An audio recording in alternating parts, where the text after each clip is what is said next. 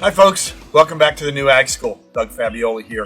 We are working on our Victory Garden program. This is video 5 on how we're doing along the way. We kind of stretched out a little bit, but we got something to show you. So we're going to go over today, we're going to go over trellising of that tomato. Okay, the tomato's getting a little bigger. Mine aren't, because remember they were in the shade for a while in a shadier spot. We moved them out to the sun so they really caught the breath. I always feel plants grow almost exponentially when we put them in the ground. So this tomato in a week from now is going to be almost twice as big as it was a week before. So you're really going to see these things. The thing to learn is the weeds do the same thing. So if you've got weeds in there, you want to get them. So we're going to get our weeds out of here, and then we're going to show you a couple ways to trellis this, okay? Got this nasty nut sedge here that I'm learning more about. We'll see if that keeps coming back, which it probably will. And one other big one over here. There it is. And we're ready to go.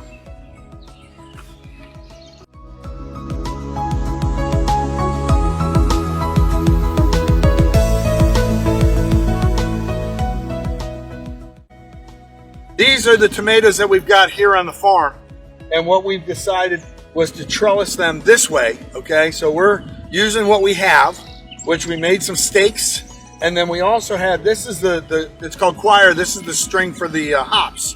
So we had extra of that, and they really set it up in a way very similar to how we work the grapes, where you have these catch wires, or catches here. So the plants, you'll tuck the plants in between the wires, and you'll have a plane of tomatoes, okay? Now, that's a grander scale than you're gonna deal in your bucket, but just to give you an idea of what you're trying to do is to give it some structure. Those tomatoes are gonna get heavy down the road.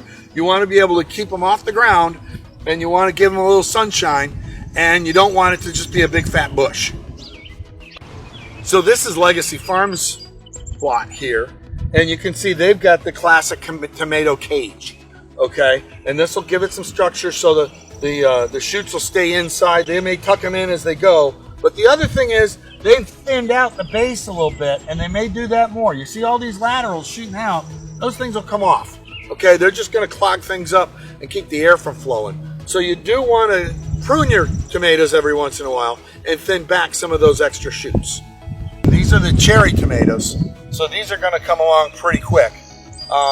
If you wanted to do it at home with a bucket, you just take a stake, a tomato stake or something of that size, get it in that bucket, and then tie off that main trunk with some string, with piece of twine. You could use a bread wrapper, you know, for the little twist on the bread.